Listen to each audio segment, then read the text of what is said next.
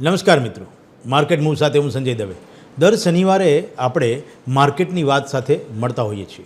માર્કેટમાં તમે કઈ રીતે રોકાણ કરો છો, તમારે આવનારા દિવસોમાં કેટલું ધ્યાન રાખવાનું છે અને શું તમે કઈ તકેદારી રાખશો, આ તમામ વાત ઉપર આપણે અમારા એક્સપર્ટો સાથે, વિશ્લેષકો સાથે આપણે ચર્ચા કરીએ છીએ અને એમાંથી તમે જે રીતે પોતાનો એક નવો પોર્ટફોલિયો બનાવો છો, જે તમારા ધિરાણને અથવા તમારા રોકાણને એક સરસ મજાની દિશા આપે છે.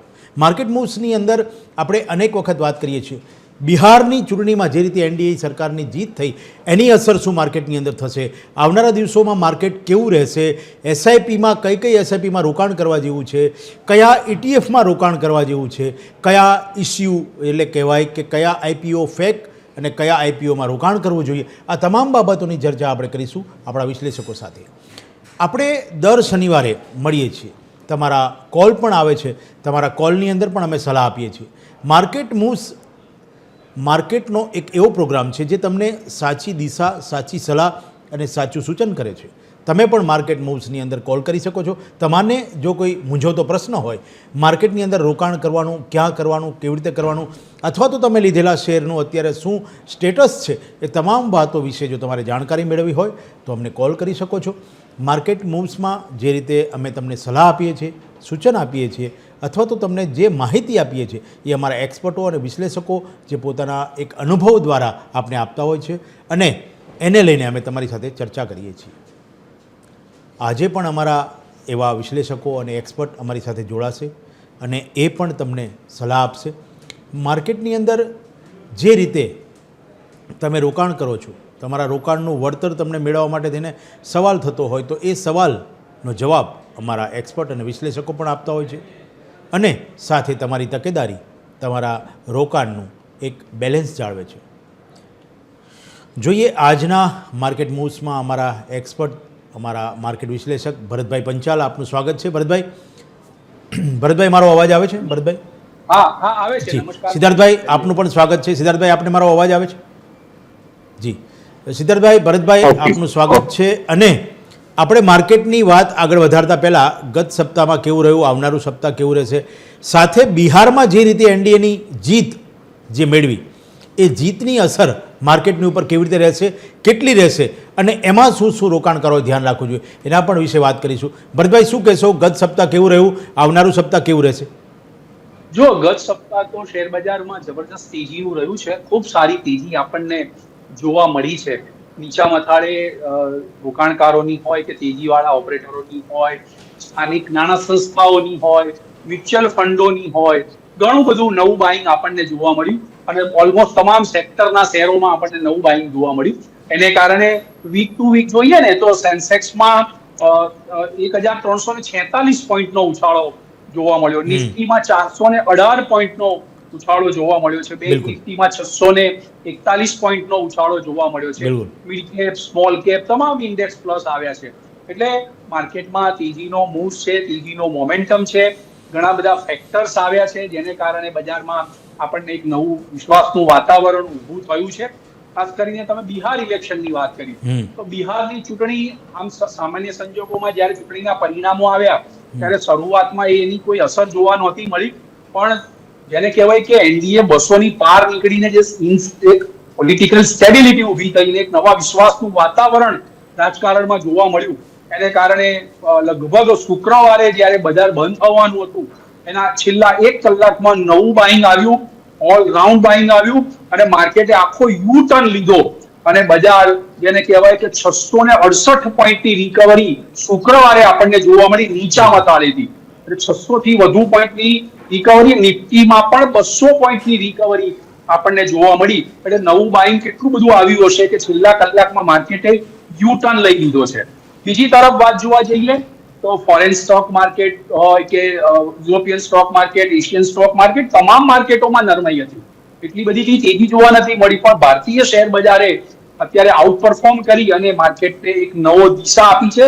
શુક્રવારે જે ટેકનિકલી ક્લોઝિંગ આવ્યા છે તે ખૂબ સારા આવ્યા છે. એટલે આગામી સપ્તાહે પણ આ તેજી આપણને થોડી આગળ વધે એવું જોવા મળી રહ્યું છે. સંજયભાઈ, બિલકુલ.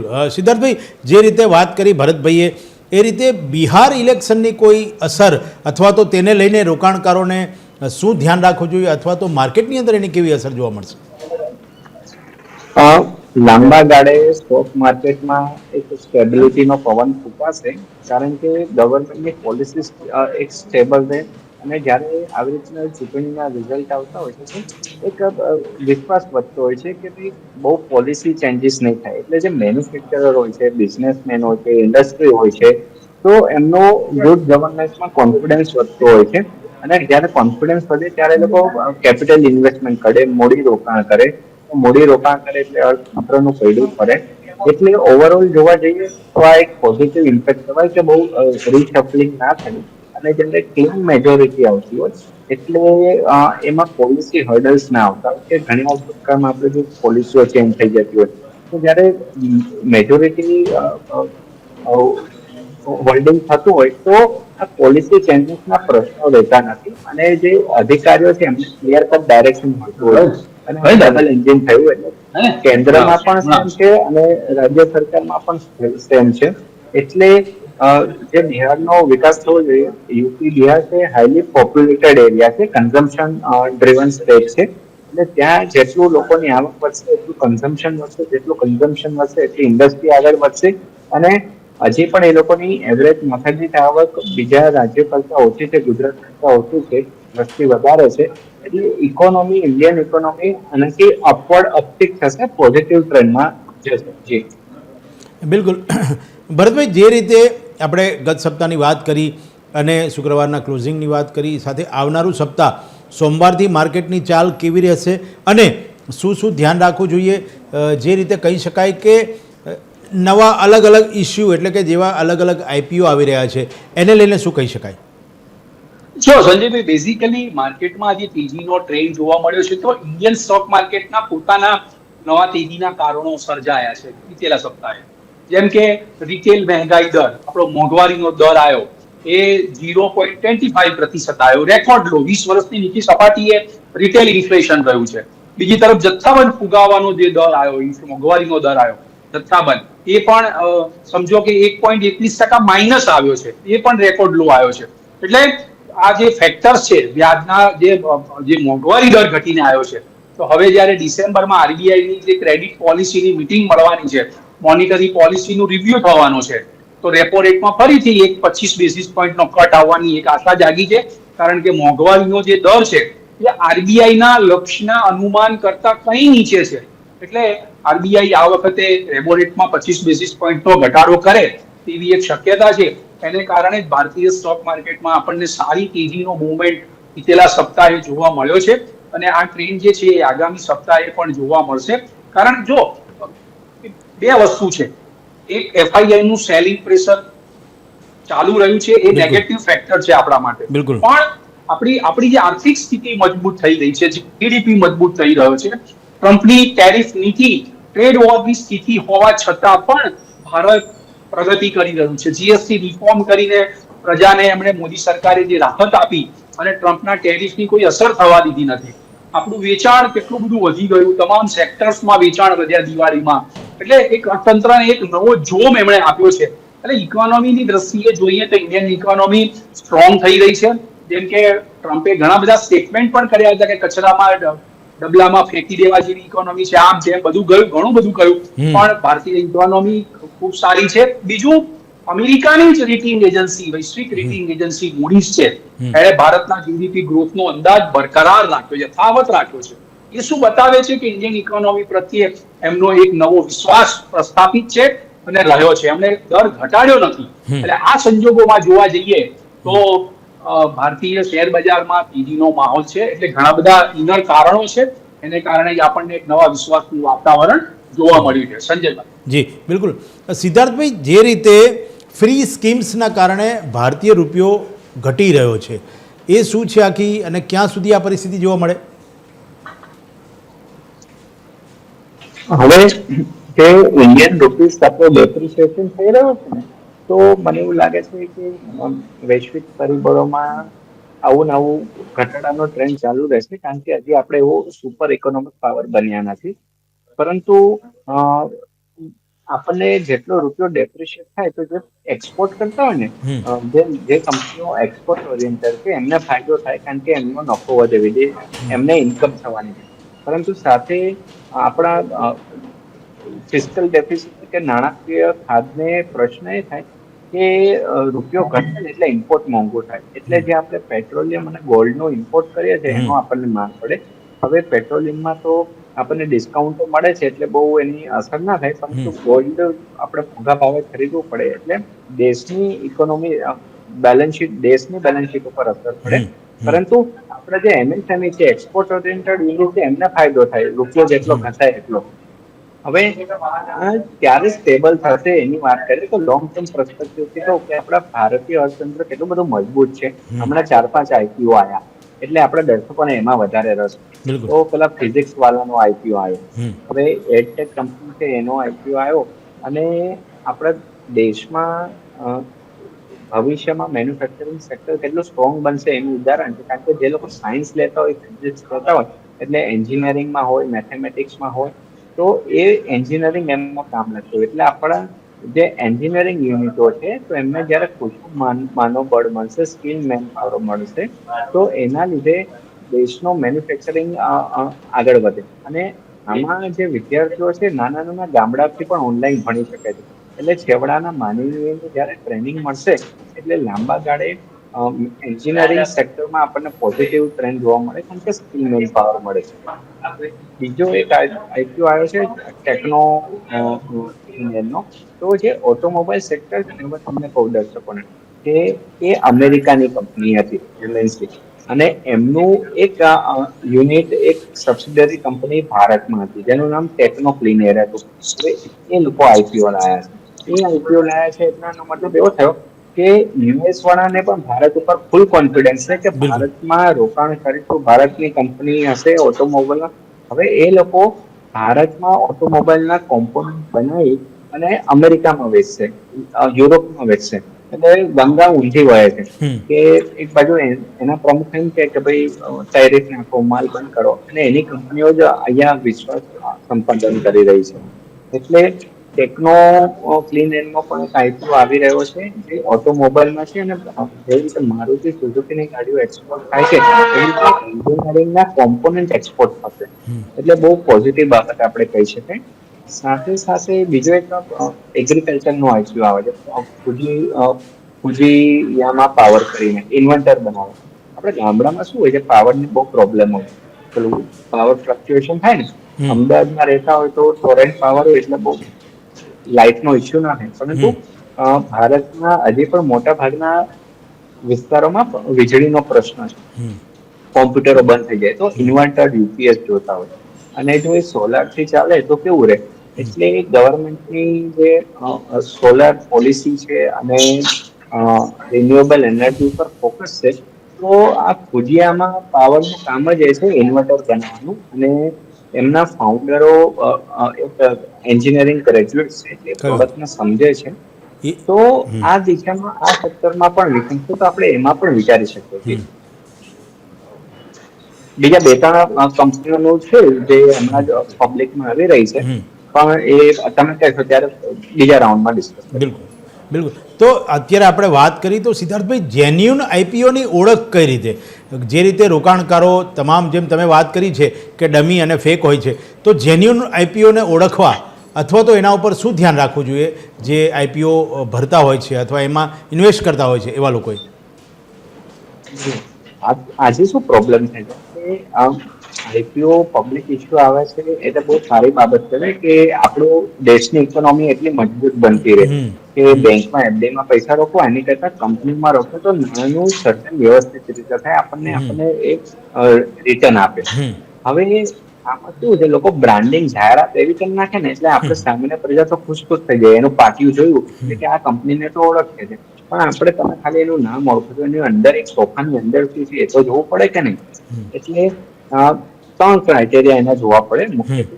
પેલો, કંપનીનું મેનેજમેન્ટ કોણ છે, કંપનીના મેનેજમેન્ટનું બેકગ્રાઉન્ડ કેવું છે, એમનો એક્સપિરિયન્સ કેવો છે, એમનો ભણતર શું છે, ગણતર શું છે, કે એમનું હિસ્ટ્રી જોવો. એટલે જો મેનેજમેન્ટ સાથે હોય તો બાય ડિફોલ્ટ રોકાણકારોના પૈસા ડૂબે.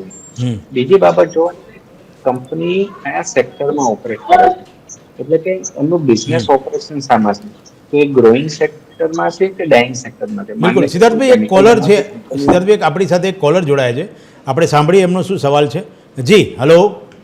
હેલો શું નામ આપનું? સર, રાહુલ વાત કરું છું. અચ્છા, ક્યાંથી વાત કરો છો આપ? રાજકોટથી. ઓકે, શું છે સવાલ રાહુલભાઈ આપનો? સર, મારે પૂછવું છે કે ઓપ્શન ટ્રેડિંગમાં મેં 25,500 નો પુટ લઈને રાખ્યો છે, તો એની એક્સપાયરી સોમવારે છે. શું લાગે છે, એમાં વર્કઆઉટ થશે કે પછી માર્કેટ ઉપર જ જશે? બિલકુલ. ભરતભાઈ શું કહેશો? ભાઈ જુઓ, ઓપ્શન ફ્યુચરમાં અમે કોઈ ટિપ્સ આપતા નથી અને પર્ટિક્યુલર સ્ક્રિપ્ટ વાઇઝ પણ અમે આપતા નથી, કારણ કે અમે બધા જેને કહેવાય કે સેબીના પેલા બંધનમાં બંધાયેલા હોઈએ છીએ. એટલે સેબીના જે રૂલ્સ છે એ પ્રમાણે અમે કોઈ ટિપ્સ કે કોઈ બાય સેલ વેચવાનો કોલ કે અમે કશું ના આપી શકીએ. એટલે તમે તમારા જે એક્સપર્ટ હોય, ફિનાન્શિયલ એડવાઇઝર હોય તમારા, અને એની સાથે તમે ડિસ્કસ કરી અને તમે એનો નિર્ણય લઈ શકો છો. બિલકુલ. તો રાહુલભાઈ, તમને સાંભળ્યું કે જે રીતે એક્સપર્ટે કહ્યું છે કે સેબીના નિયમોને કારણે અમે કોઈ ટિપ્સ કે અમને કોઈ તમને ખાસ એવા પ્રકારની સૂચન ન કરી શકીએ, એટલે એક મર્યાદા છે. ઠીક છે, તમે તમારા એડવાઇઝર પાસેથી સલાહ લઈ શકો. આપણે કન્ટિન્યુ કરીએ સિદ્ધાર્થભાઈ. એટલે ભુજિયામાં પાવરની વાત કરી તો એ ગ્રામીણ ક્ષેત્રમાં જયારે ઇન્વર્ટર ને બધું બનાવે તો એના ક્રાઇટેરિયા મેનેજમેન્ટ જોવાનું, બીજું એનું કયું બિઝનેસ સેગમેન્ટ છે એ જોવાનું. એટલે દાખલા તરીકે કેમિકલનો હું ડાય બનાવતું હોઉં તો એવામાં હું આઈપીઓ લાવું ને તો એ સેક્ટર જ ઓલરેડી મેચ્યોર થઈ ગયું છે, એટલે એમાં કઈ નફાની ગુંજાઈશ રહે નહીં, મને વધારે વળતર મળે એવું ના રહે. પરંતુ એની જગ્યાએ હું ઇલેક્ટ્રોનિક વ્હીકલનો બેટરી બનાવવાનો પ્લાન્ટ નાખવું કે સેમિકન્ડક્ટરનો પ્લાન્ટ નાખવું તો એ રાઇઝિંગ સેક્ટર છે. એટલે એમાં મેનેજમેન્ટ સારું હોય, ટેકનોલોજી સારી હોય અને આવા ક્ષેત્રમાં પેલો કહેવાય ને દોડતો ઘોડો કે ભવિષ્યનો ઘોડો કે ઉગતે સિતારે, તો એ જે સૂર્યોદય થવા જઈ રહ્યો છે એવા સનરાઈઝ સેક્ટરમાં હું પૈસા લગાવું ને તો એમાં મને રિટર્ન મળે. પરંતુ જે સેક્ટરનો સૂર્યાસ્ત થવા જઈ રહ્યો છે એમાં તમે નાણાં રોકો તો એ તો ઓલરેડી આખો સેક્ટર ફસાઈ ગયું હોય, એમાં ખૂબ મળે. બિલકુલ.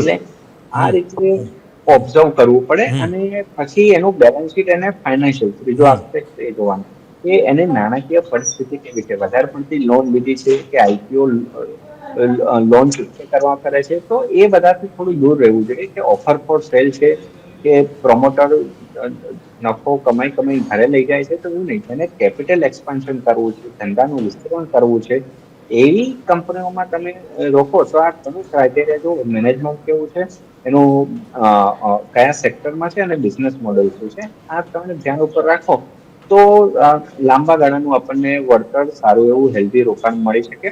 અને જો આ 3 ક્રાઇટેરિયામાંથી ગમે તે એકમાં લોચા હોય તો તમે ગમે તેટલી મહેનત કરો, સરવાળે તમને એવું કોઈ ખાસ વળતર મળે નહીં. એટલે આ 3 પાસા આપણે ગીતાની જેમ કંઠસ્થ કરી લઈએ તો આપણને ટેકો રહે. બીજું કે ઘણીવાર શું છે, નસીબના જોરે આ બધું ચાલી જતું હોય, તો એવા જે નસીબના જોરે જે શેર ચાલતા હોય એનાથી દૂર રહેવાનું. હંમેશા પોતાની મહેનતને આ ભલે ધીમે કાચબા ગતિએ ચાલતા હોય પરંતુ લાંબા ગાળે રેસ એ જીતતા હોય સસલા જેવા શેરોથી દૂર રહેવાનું કે રાતોરાત ભાવ વધી જાય અને બ્રોકરો કોઈ એવી ખોટી ટિપ્સ આપી દે તો એમાં ભરમાવું નહીં. હવે વાત આગળ આપણે ઉભારીએ તો બીજું એજ્યુકેશન સેક્ટરમાં પણ ઘણા બધા ઇસ્યુ આવ્યા, તો એ પણ એક પોઝિટિવ ટ્રેન્ડ કહી શકાય કે એ લોકો પણ નફો કમાતા થયા છે અથવા તો કંઈક સારું કરી રહ્યા છે. અને હવે એઆઈ નો જમાનો છે, આર્ટિફિશિયલ ઇન્ટેલિજન્સનો જમાનો છે. એટલે એઆઈ ના જમાનામાં હમણાં જ તાજેતરમાં એક આઈપીઓ આવી રહ્યો છે એક્સેલ સોફ્ટ કરીને છે. તો એ લોકો શું કરે છે કે હવે વિચારો આપણા દેશમાં કેટલા બધા બાળકો છે, સ્કૂલે જતા લોકો છે, તો ઓછામાં ઓછા 10 થી 15 કરોડ વિદ્યાર્થીઓ તો હશે અને હવે બધા ધીરે ધીરે મોબાઈલ ઉપર આવી ગયા છે, કોમ્પ્યુટર ઉપર આવી ગયા છે. પાર્ટી અને સ્લેટનો જમાનો પતી ગયો. એટલે હવે બધા લોકો ઓનલાઈન આવશે તો ઓનલાઈન એક્ઝામ કરવી હશે તો કઈ રીતે કરશો? જે પેપર લીકના પ્રશ્નો થાય છે તો ઓનલાઈનમાં એ બધું કંટ્રોલ આવી જાય. તો એને લગતી ટેકનોલોજી સિસ્ટમને એ બધું બનાવે છે. તો લાંબા ગાળે મને એવું લાગે છે કે આ ક્ષેત્રમાં પણ હવે બધું એક્ઝામ પણ ડિજિટલાઇઝ થઈ શકે. તો આવી જે હટકે કંપની હોય છે એનું બેલેન્સ શીટ મજબૂત હોય અને પ્રોમોટર સારા હોય તો એ દિશામાં આપણે વિચારી શકીએ કે આવા સેગમેન્ટમાં બિલકુલ. એટલે સિદ્ધાર્થભાઈ એવું કહી શકાય કે કોઈ પણ કંપનીના આઈપીઓને તમે સ્ટડી કરતા પહેલાં એના રિસ્ક ફેક્ટરને ખાસ જોવા જોઈએ અને એના ઉપરથી તમારે વિચાર અને નિર્ણય કરવો જોઈએ. ભરતભાઈ, તમારું જે રીતે આપણે વાત કરીએ અત્યારે સિદ્ધાર્થભાઈ જોડે જે રીતે વાત કરી, આ ચાંદી, સોનું અને પ્લેટિનિયમ એની શું સ્થિતિ છે અને આવનારા વીકમાં સપ્તાહમાં એ કેવું રહેશે? જો વીક ટુ વીક જોવા જઈએ તો ગોલ્ડ સિલ્વરમાં તેજી જોવા મળી છે, પણ શુક્રવારે સપ્તાહનો અંતિમ દિવસ હતો ને ત્યારે ગોલ્ડ અને સિલ્વરમાં એક મોટો કડાકો જોવા મળ્યો છે. ગોલ્ડમાં લગભગ જે ફોરેન ગોલ્ડ છે એમાં $100 કડાકો બોલી ગયો છે અને સિલ્વરમાં પણ $5.5 કડાકો બોલી ગયો છે. એટલે ગયા અઠવાડિયે જ્યાં ભાવ હતા ત્યાં લગભગ આવી ગયા છે. હેવી સેલિંગ પ્રેશર જોવા મળ્યું છે. યુએસના સ્ટોક માર્કેટો શુક્રવારે તૂટીને આવ્યા છે. બિટકોઇન પણ લગભગ $94,000 ની આજુબાજુ આવી ગયું છે. ચારે બાજુ સેલિંગ પ્રેશર જોવા મળ્યું છે. એટલે ગોલ્ડ સિલ્વરમાં જોઈએ તો ઘણી બધી અનિશ્ચિતતાઓ છે. દરેક ઘટાડે આગામી દિવસોમાં પણ નવું બાઇંગ આવવાનું છે. $4,000 એક બેઝ પ્રાઇસ બની ગયો છે ગોલ્ડમાં અને સિલ્વરમાં $48 બેઝ પ્રાઇસ બની ગયો છે. એટલે આ બે બેઝ પ્રાઇસ રાખીને તમે દરેક ઘટાડે ખરીદી કરી શકો છો, કારણ કે આગામી દિવસોમાં યુએસની અનિશ્ચિતતા છે, ઇકોનોમીની અનિશ્ચિતતા છે, ટ્રેડ પોલિસીની અનિશ્ચિતતા છે, વિઝા પોલિસીની અનિશ્ચિતતા છે, ટેરિફની અનિશ્ચિતતા છે, જીઓપોલિટિકલ ટેન્શન છે. એટલે આ બધા જે ફેક્ટર્સ છે એ બધા ગોલ્ડ સિલ્વરને તેજીકારક રહ્યા છે અને આગામી દિવસોમાં પણ રહેવાના છે. સંજયભાઈ, બિલકુલ જે રીતે આપણા બંને એક્સપર્ટોએ જે રીતે વાત કરી અને ક્યાં ક્યાં તમારે ધ્યાન રાખવાની જરૂર છે આવનારા સપ્તાહમાં, માર્કેટની જે ચાલ છે તેના ઉપર તમારી નજર કેવી રીતે રાખવી જોઈએ, નવા આઈપીઓથી તમારે સાવચેત કેવી રીતે રહેવું અને કઈ રીતે આઈપીઓમાં આગળ રોકાણ કરવું જોઈએ, ગોલ્ડ, ચાંદી અને પ્લેટિનમની સાથે બિટકોઇનની પણ વાત કરી. તો મિત્રો, આ રીતે બંને એક્સપર્ટનો આપણે ખૂબ આભાર માનીએ. ભરતભાઈ, આપનો ખૂબ આભાર. સિદ્ધાર્થભાઈ, આપનો પણ ખૂબ ખૂબ આભાર જે રીતે અમારી સાથે જોડાયા અને તમે જે રીતે અમને સલાહ આપી અમારા દર્શકોને. તો મિત્રો, આવતા શનિવારે ફરી મળીશું. ત્યાં સુધી મને રજા આપશો. નમસ્કાર.